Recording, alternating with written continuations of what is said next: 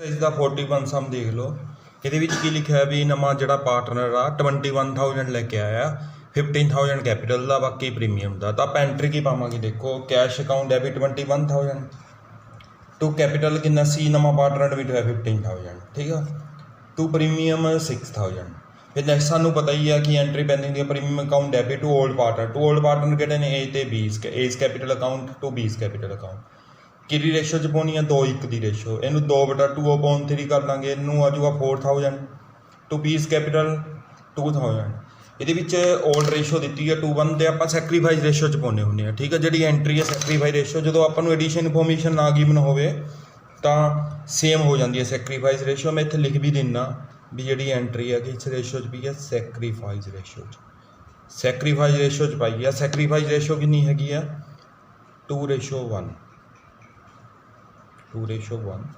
तो सैक्रीफाइज च क्रेडिट किया ये भी। फिर लास्ट जो आप देखिए लास्ट लिखा है कि उन्होंने विड्रॉल कर ली। लास्ट वाला पॉइंट की लिखा है, तुम लास्ट वाला पॉइंट देख लो कि लिखा है, देखो कि लिखा थी ऑल पार्टनर है withdrawal the amount received as good, withdrawal कर ली ताकि एंट्री पाऊगी A's capital account debit, B's capital account. देखो दोबारा देख लो, ये देखो उन्होंने विड्रॉल कर ली ना, लिखा last point. 23 capital account debit किन्ने रुपए 4,000, 20 capital account debit 2,000 to cash या टू बैंक भी पै सकता। ध्यान रखना इतने जे बैंक पाओगे तो इतने भी बैंक खाती हो। हूँ कैश लिखा था टू कैश ही दिखाता आपने। S capital account debit 20 capital to cash. देखो कैपिटल लेके आया 15,000 6,000 प्रीमियम का, cash account debit to capital to premium. फिर की लिख पे premium account debit all partners capital account, clear है, इतने तक तो क्लीयर है। फिर की है S capital account debit 20 capital account debit to cash account. देखो नैक्सट देखो हूँ, नैक्सट देखो की लिखा है, कहना स्टॉक प्लांट एंड मशीनरी की वैल्यू डेप्रीशिएट हो गई। स्टॉक किन्ने का देखो 20,000, किन्ना जो 2,000 आ गया, ठीक है 2,000 आ गया। प्लांट किन्ना है 5,000 का 10% किन्ना 500 आ गया। मशीनरी 30,000 का किन्ना गया 3,000 आ गया। वैल्यू रिड्यूस हो गई, सारी डेबिट साइड पै जाएगी, स्टॉक प्लांट तो मशीनरी, ठीक है। फिर प्रोविजन रिजर्व आख्या बनाने लिए 5% कितने पऊगा डेबिट साइड। फिर लिखा बिल्डिंग की वैल्यू इंक्रीज होगी, तब इंक्रीज होगी क्रेडिट साइड पाऊगी। हूँ आप देखते हैं किमें किया, आप करते हैं रिवैल्यूएशन अकाउंट बनाने। देखो रिवैल्यूएशन अकाउंट बना रहे हैं। स्टॉक की वैल्यू कितने परसेंट लिखा डिग्री स्टेटमेंट बुक से देखो, स्टॉक की प्लांट के मशीनरी की वैल्यू घट गई किन्ने 10%। स्टॉक की वैल्यू कितनी दी है 20,000, 20,000 का 10% किया 2,000 आ गया। प्लांट की वैल्यू देख लो बुक के कितनी लिखी हुई है, प्लांट की वैल्यू है 5,000, 5,000 का 10% किया 500 आ गया। मशीनरी 30,000, 3,000 आ गया। वैल्यू कार्ड किया डेबिट साइड आ गया, ठीक है। लास्ट एक लिखा है फिर D point value of land and building. Land and building की वैल्यू की होगी, की लिखा है वैल्यू ऑफ बिल्डिंग लिखा है बिल्डिंग की वैल्यू बढ़ गई 20%। 50,000 बिल्डिंग किन्ने दी 50,000, 20% कितना गया 10,000 आ गया, ठीक है 10,000 आ गया। अगे की लिखा प्रोविजन डैटर से प्रोविजन बनानी है। डैटर किन्ने दे रखे ने बुक के देखो, डैटर्स ने 9700, वो तो 5% आ। प्रोविजन बनानी पहली नुकसान हो रहा to provision for doubtful debts, कितनी अमाउंट सी डैटर्स 9700 का 5% किया 485 आ गया। हूँ क्रेडिट साइड ज़्यादा तो प्रॉफिट हो गया। हूँ की दोनों की एडिशन की, क्रेडिट साइड देखो टोटल कितना 10,000, डेबिट साइड लैस करता आप सारी स्टेट जी लिखा 2,000 लैस किया 500, 3,485 साल लैस करके 4,015 जो प्रॉफिट आ गया। प्रॉफिट किनू ट्रांसफर करांगे कैपिटल अकाउंट में, ए ते बी नू। कि रेशो 2:1 की रेशो, ओल्ड रेशो करते होंगे 2/3 तो 1/3। हूँ आप नैक्सट की करा, नैक्सट ये कैपिटल अकाउंट करते हैं आप।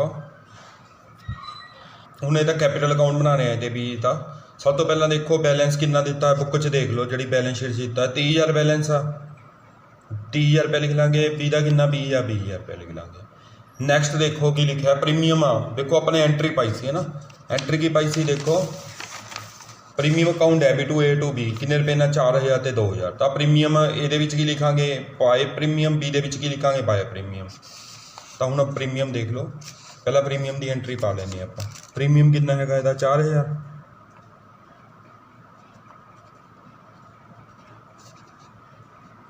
ये बी का कितना है 2,000 रुपये प्रीमियम। देखो 4,000 लिख लिया 2,000 लिख लिया।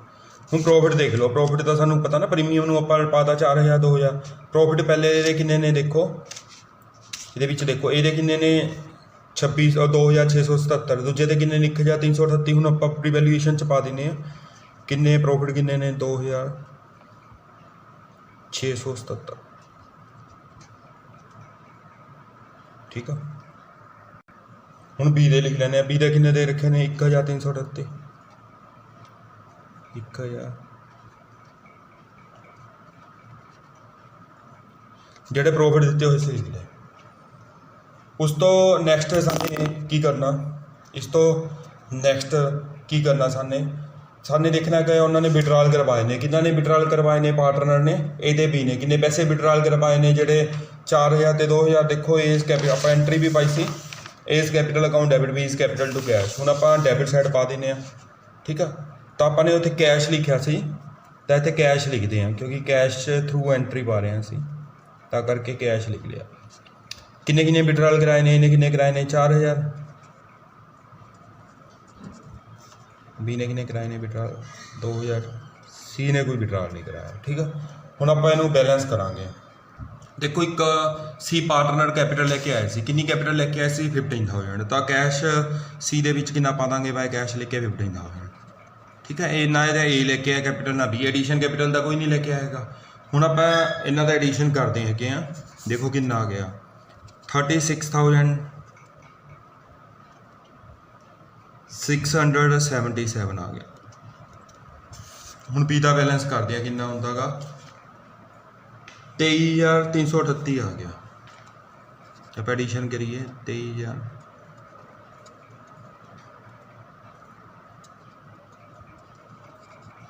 देखो 23,338 आ गया। ठीक है, तो सी का कितना आ गया? टोटल 15,000 आ गया। हुण आपां ਜਿਹੜੀ ਹੈਗੀ ਆ ਡੈਬਿਟ ਸਾਈਡ ਵੀ ਲਿਖ ਲੈਂਦੇ ਹਾਂ। ਇਹੀ ਅਮਾਊਂਟ ਸੇਮ ਜਿੰਨੀ ਆਪਾਂ ਨੇ ਕੈਲਕੂਲੇਟ ਕੀਤੀ ਹੈ। ਪਹਿਲੇ ਦਾ ਕਿੰਨਾ ਬੈਲੈਂਸ ਸੀ? 36000। ਦੇਖੋ ਨਾ ਡੈਬਿਟ ਸਾਈਡ ਵੀ ਆਪਾਂ ਇਹੀ ਅਮਾਊਂਟ ਲਿਖ ਰਹੇ ਹਾਂ, 36,677 ਸੀ। 36,677 ਸੀ। ਸੈਕਿੰਡ ਕਿੰਨਾ ਹੈਗਾ? 23,338। ਨੈਕਸਟ ਕਿੰਨਾ ਹੈਗਾ? 15,000।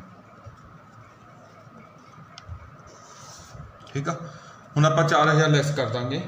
4000 ਲੈਸ ਕਰਕੇ ਕਿੰਨਾ ਆ ਗਿਆ? 32,677 ਆ ਗਿਆ। ਟੂ ਬੈਲੈਂਸ ਹੀ ਕਰਾਂ ਕੈਲਕੂਲੇਟ ਕਰਾਂਗੇ। ਟੂ ਬੈਲੈਂਸ 32,677 ਆ ਗਿਆ।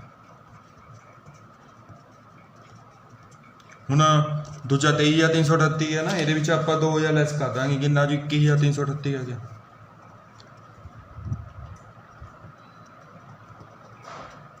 ठीक है, 21,338 आ गया। ਹੁਣ ਜਿਹੜਾ ਸੀ ਆ ਉਹਦਾ ਬੈਲੈਂਸ ਤੁਹਾਨੂੰ ਪਤਾ ਹੀ ਹੈ ਕਿੰਨਾ ਗਿਆ? 15,000 ਆ ਗਿਆ। ਹੁਣ ਆਪਾਂ ਬੈਲੈਂਸ ਸ਼ੀਟ ਡਰਾ ਕਰ ਰਹੇ ਹੈਗੇ ਆ। ਬੈਲੈਂਸ ਸ਼ੀਟ ਦੇਖ ਲਓ। ਬੈਲੈਂਸ ਸ਼ੀਟ 'ਚ ਕੀ ਲਿਖਦੇ ਹੁੰਦੇ ਆ? ਪਹਿਲਾਂ ਆਪਾਂ ਦੇਖੋ ਜੋ ਬੈਲੈਂਸ ਸ਼ੀਟ 'ਚ ਪੁਰਾਣੀ ਆ ਲਿਖਿਆ ਬੀਪੀ। ਦੇਖੋ ਬੀਪੀ ਕਿੰਨਾ ਲਿਖਿਆ? 5,000 ਲਿਖਿਆ ਹੈ। ਤਾਂ ਜੇ ਕੋਈ ਬੀਪੀ ਨਾ ਤਾਂ ਰਿਡਿਊਸ ਹੋਇਆ ਨਾ ਇਨਕਰੀਜ਼ ਹੋਇਆ ਤਾਂ 5 ਦੇਖ ਲੈਣਾ ਹੁੰਦਾ ਐਡਜਸਟਮੈਂਟ 'ਚੋਂ ਵੀ ਇਨਕਰੀਜ਼ ਜਾਂ ਡਿਕਰੀਜ਼ ਤਾਂ ਨਹੀਂ ਹੋਇਆ। ਨਹੀਂ ਹੋਇਆ, ਨਾ ਇਨਕਰੀਜ਼ ਹੋਇਆ ਨਾ ਡਿਕਰੀਜ਼ ਹੋਇਆ। 5 ਦਾ 5 ਲਿਖਤਾ ਆਪਾਂ ਨੇ। ਅੱਗੇ ਕਰੈਕਟਰਸ ਨੇ ਕਿੰਨੇ ਨੇ? 60,900 ਨੇ। ਕਰੈਕਟਰਸ ਵੀ ਕੋਈ ਚੇਂਜ ਨਹੀਂ ਹੋਈ ਤਾਂ 60,900 ਲਿਖਤੇ।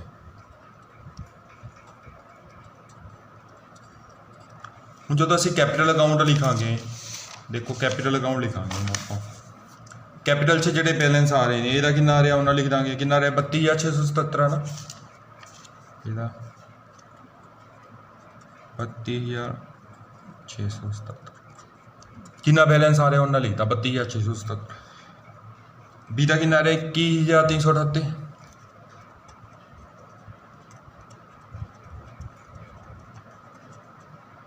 21,338 ਆ ਗਿਆ। ਸੀ ਦਾ ਕਿੰਨਾ ਆ ਰਿਹਾ?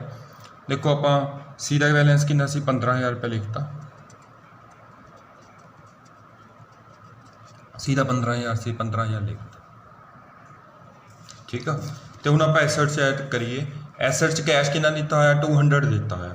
ਨਵਾਂ ਪਾਰਟਨਰ ਕਿੰਨਾ ਲੈ ਕੇ ਆਇਆ ਸੀ? ਕੈਸ਼ 15,000 ਲੈ ਕੇ ਆਇਆ ਸੀ। ਲੈ ਕੇ ਤਾਂ 21 ਆਇਆ ਸੀ, 6,000 ਰੁਪਏ ਵਿਡਰਾਲ ਕਰਕੇ ਲੈ ਗਏ ਸੀਗੇ ਪੁਰਾਣੇ ਪਾਰਟਨਰ।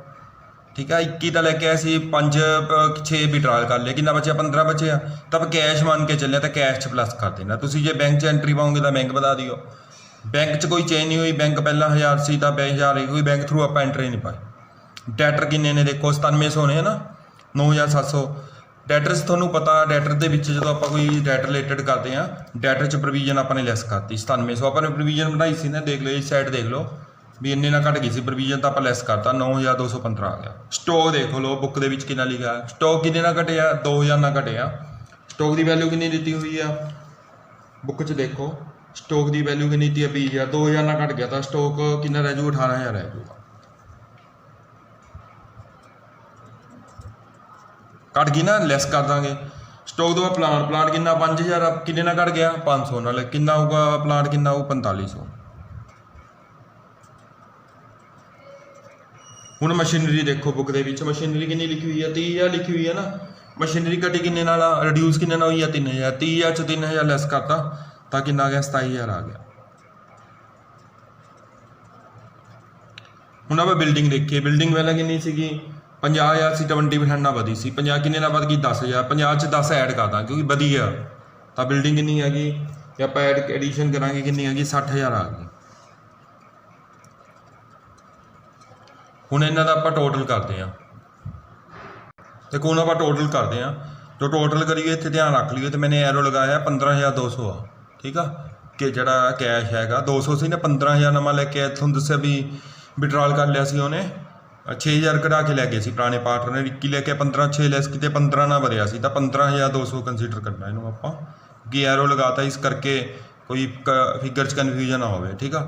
ਬੈਂਕ ਕਿੰਨਾ ਸੀ 1000 ਸੀ, ਠੀਕ ਆ। ਡੈਟਰ ਕਿੰਨੇ ਸੀ 9700 ਘਟ ਗਏ ਸੀ ਤਾਂ ਘਟਾ ਦੇ 9215 ਰਹਿ ਗਏ। ਸਟੋਕ 20 ਦਾ ਸੀ 2000 ਨਾਲ ਘਟ ਗਿਆ 18 ਰਹਿ ਗਿਆ। ਪਲਾਂਟ 5 ਦਾ ਸੀ 500 ਨਾਲ ਘਟ ਗਿਆ 4500 ਰਹਿ ਗਿਆ। ਮਸ਼ੀਨਰੀ 30000 ਦੀ ਸੀ 3000 ਨਾਲ ਘਟ ਗਈ 27000 ਰਹਿ ਗਈ। ਬਿਲਡਿੰਗ 50000 ਸੀ 10000 ਨਾਲ ਵੱਧ ਗਈ 60000 ਹੋ ਗਈ। ਤੇ ਬੀਪੀ ਤੇ ਕ੍ਰੈਡਿਟਰ 'ਚ ਕੋਈ ਚੇਂਜ ਨਹੀਂ ਹੋਈ। ਜਿਹੜੇ ਕੈਪੀਟਲ ਦੇ ਨਵੇਂ ਬੈਲੈਂਸ ਆਏ ਸੀ, ਕੈਪੀਟਲ ਅਕਾਊਂਟ ਦੇ ਜੋ ਬੈਲੈਂਸ ਆਏ ਸੀ ਸਾਡੇ ਪਾਸ ਉਹੀ ਲਿਖੇ ਨੇ, ਦੇਖੋ ਠੀਕ ਆ। ਕੈਪੀਟਲ ਅਕਾਊਂਟ ਦੇ ਜਿਹੜੇ ਵੀ ਨਵੇਂ ਬੈਲੈਂਸ ਆਏ ਕੈਲਕੂਲੇਟ ਕੀਤੇ ਸੀਗੇ ਵੀ ਕੈਪੀਟਲ ਦਾ 32677 ਜਿੰਨਾ ਆ ਰਿਹਾ ਇਹੀ ਲਿਖਿਆ ਹੈਗਾ। ਬੀ ਦਾ ਕਿੰਨਾ ਬੈਲੈਂਸ ਆ ਰਿਹਾ ਉਹੀ ਲਿਖਿਆ, ਸੀ ਦਾ ਕਿੰਨਾ ਬੈਲੈਂਸ ਆ ਰਿਹਾ ਉਹੀ ਲਿਖਣਾ, ਠੀਕ ਆ। ਤੇ ਇਹਦੇ ਵਿੱਚ ਧਿਆਨ ਰੱਖਣਾ ਜੇ ਵਿਡਰਾਲ ਕਰਾ ਲਏ, ਇੱਕ ਚੀਜ਼ ਹੋਰ ਧਿਆਨ 'ਚ ਰੱਖਣੀ ਹੈ ਜੋ ਸਮ ਕਰਾਂਗੇ ਵੀ ਰਿਜ਼ਰਵ ਵਗੈਰਾ ਜੇ ਦਿੱਤੇ ਹੁਣ ਉਹ ਕ੍ਰੈਡਿਟ ਸਾਈਡ ਪੈ ਜਾਂਦੇ ਨੇ ਓਲਡ ਰੇਸ਼ੋ 'ਚ, ਜੇ ਲੋਸ ਦਿੱਤੇ ਹੁਣ ਤਾਂ ਕੈਪੀਟਲ ਅਕਾਊਂਟ ਦੀ ਡੈਬਿਟ ਸਾਈਡ ਪੈਂਦੇ ਨੇ, ਧਿਆਨ 'ਚ ਰੱਖਣਾ, ਠੀਕ ਆ। ਤੇ ਹੋਰ ਕੀ ਧਿਆਨ 'ਚ ਰੱਖਣਾ, ਜੇ ਕੋਈ ਬੈਲੈਂਸ ਕੈਪੀਟਲ ਦਾ ਕਈ ਵਾਰ ਡੈਬਿਟ ਬੈਲੈਂਸ ਦਿੱਤਾ ਹੋਵੇ ਤਾਂ ਡੈਬਿਟ ਸਾਈਡ ਲਿਖਾਂਗੇ, ਠੀਕ ਆ। ਤੁਹਾਡਾ ਇਹ ਜਿਹੜਾ 41 ਸਮ ਸੀ ਇਹ ਕੰਪਲੀਟ ਹੋ ਗਿਆ।